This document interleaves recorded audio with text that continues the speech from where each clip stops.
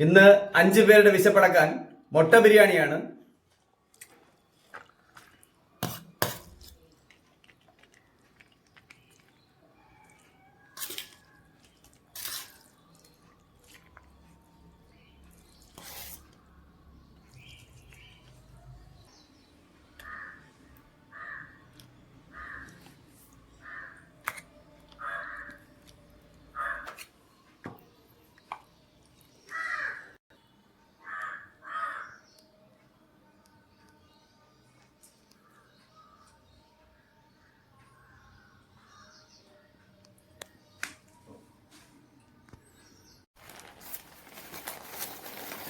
ഇന്നും 5 പേർക്കുള്ള ഭക്ഷണമാണ് കരുതുന്നത്.